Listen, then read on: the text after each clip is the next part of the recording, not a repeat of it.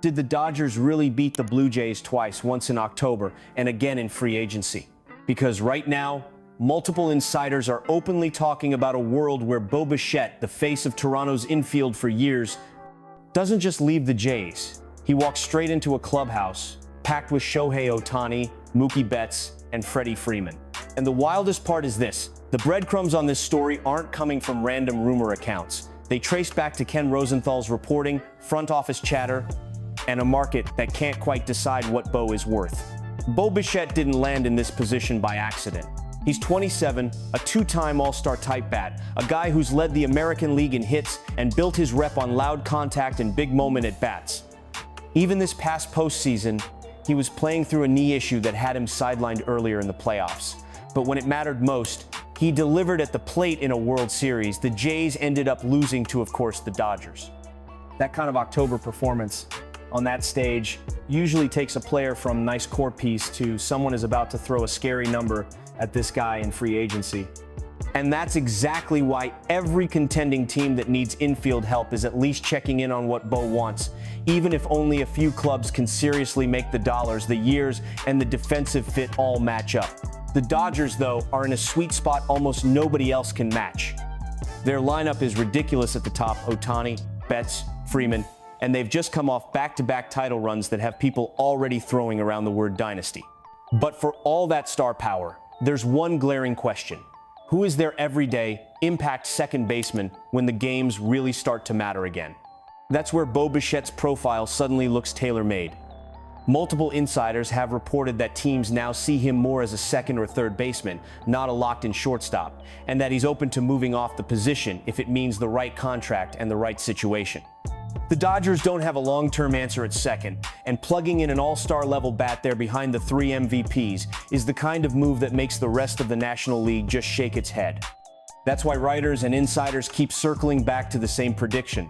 If Bichette goes for a shorter contract with a huge annual number, A checks every box. To understand how we even got to the point where this sounds realistic, you have to go back to what Ken Rosenthal has been laying out about the Blue Jays' approach. Not that long ago, General Manager Ross Atkins went on the record and called any Bichette trade talk an easy no, the kind of public shutdown that usually means don't even bother calling. This guy is staying. But as the Jays kept missing on top free agent targets and the rest of their roster needs started to pile up, Rosenthal reported that the tone quietly shifted. Toronto wasn't actively shopping Bichette, but they were now willing to listen if someone met a very high price. Suddenly, instead of being the guy you just pencil in at shortstop for the next 5 years, Bo turned into part of a bigger infield equation that might also include Alex Bregman and others. Rosenthal even framed a scenario where Toronto could move Bichette and then sign a player like Bregman, prioritizing overall infield value over just locking onto one name at short. Once that kind of thinking leaks out, rival GMs stop assuming anyone is truly untouchable. And that's where the speculation really explodes. With Rosenthal's reporting out there and the Jays no longer slamming the door on every phone call, fans and media started stitching together their own Bo Bichette trade and signing fantasies. Some saw him as the missing piece for teams that just need one more bat. Others saw him as a conversion candidate who could slide over to second or third and solve multiple problems at once. The common thread? Almost nobody thought this would drag into a slow grind of a free agency, and yet that's exactly what happened. By late December, multiple reports were noting how Bichette's market was moving more slowly than expected, especially when you compare it to other big names like Bregman or even Kyle Tucker. One factor is his defensive future. Some executives are clearly nervous about betting franchise shortstop money and years on a player many evaluators now project as better suited to second or third base. Another factor is cost. Bo is still going to command a serious financial commitment, and in a winter where a lot of teams are already tied up in big deals, not everyone can stretch for another heavy contract. Even so, insiders have confirmed that multiple clubs remain interested specifically because of his willingness to change positions and the offensive upside he brings when he's right. So instead of a quick bidding war, his free agency has turned into a slow burn question. Who blinks first? Bichette's camp on years, or a front office on price? That tension is exactly why the Dodgers keep popping up in prediction pieces and rumor roundups. Analysts have pointed out that if Bichette is willing to take a shorter-term contract with a big annual salary, Los Angeles becomes an almost unfair fit. They don't need him to save the franchise. They just need him to supercharge a lineup that already terrorizes pitchers. They can offer him a path to slide directly into second base, next to another established defender on the left side, without turning it into some long, messy debate about whose position it really is. And honestly, the narrative writes itself. The Dodgers already beat the Blue Jays in the World Series.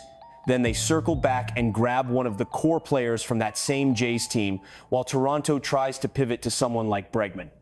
For a front office that isn't scared of being the league's villain, that kind of move is almost too perfect. But there are real obstacles and wild cards that could blow this whole thing up. First, the money. Even if Bichette takes fewer years, he is not signing for cheap, and every dollar the Dodgers commit to him is a dollar they can't use on pitching depth or future flexibility. Second, the competition. Other interested teams might not have A's star power or recent rings, but they might be more desperate for a headline move or more willing to hand him a longer deal at his preferred position. Third, the Blue Jays themselves still hold a ton of control over how this plays out in the long term. They can try to keep him, flip him for prospects if the right package appears, or execute a Bregman-style pivot that reshapes their infield without ever letting chaos, surprise injuries, ownership meddling, a different star suddenly becoming available, and you've got a situation where one unexpected move somewhere else can change Bichette's entire market overnight. So that brings everything back to the question people keep arguing about. Are the Dodgers actually about to pull this off, or is this just another winter fantasy that looks great on paper and never leaves the rumor stage? On one side, you have Rosenthal's reporting that cracked open the door, the slow market that makes a short-term deal more realistic, and a Dodgers roster that has a perfectly shaped hole at second base waiting to be filled. On the other, you've got cost, competition, and a Jays front office that might still decide the smartest play is to either lock him up or trade him somewhere else entirely. If Bichette does end up in Dodger blue, this could go down as one of those sneaky moves people look back on as the moment an already loaded team crossed the line into full-blown dynasty territory. If he doesn't, it might be remembered as the winter when both sides stared at each other, waited for someone to flinch, and watched the window quietly shift somewhere else. Either way, the question is out there now, and it's not going away. Should the Dodgers go all in to bring Bo Bichette to LA, or should they let someone else take that swing? Drop your take dynasty move or dodged bullet. Right now, Bo Bichette is still a free agent, with the Dodgers regularly popping up as one of the most logical fits, but no deal has actually been announced yet. He's telling teams he's willing to move to second base, which keeps the Dodgers squarely in the conversation alongside clubs like the Tigers, Giants, and a possible Blue Jays reunion. Right now, Bo Bichette is still on the market heading into the holidays, with the Dodgers, Tigers, Red Sox, Yankees, and a possible Blue Jays reunion all hovering around his camp while he tells teams he's willing to switch to second base. Christmas has basically turned into a waiting game. No under-the-tree signing yet, but plenty of writers are joking about whether Bichette will gift wrap himself to LA before New Year's or shock everyone by choosing a rival instead. The wild part is, all of this is playing out right in the middle of the holidays. Bo Bichette is still out there as one of the biggest names on the board. The Dodgers still haven't found that everyday second baseman, and every new Christmas week update keeps linking those two together. Maybe he ends up as the late present under the tree in Chavez Ravine. Maybe he circles back to Toronto, or maybe he stuns everyone and shows up in a different clubhouse when players report. Either way, this is the kind of move that can flip an entire season before the calendar even turns. So let's hear it. Should the Dodgers go all in and try to unwrap Bo at second base, or let someone else pay that bill? Drop your take in the comments. If you enjoyed this breakdown, hit like, smash, subscribe, and turn on notifications so you don't miss the next twist in this off-season soap opera. This is the Show Insider, wishing you a Merry Baseball Christmas and a wild hot stove New Year, because in this sport, the rumors don't take holidays off.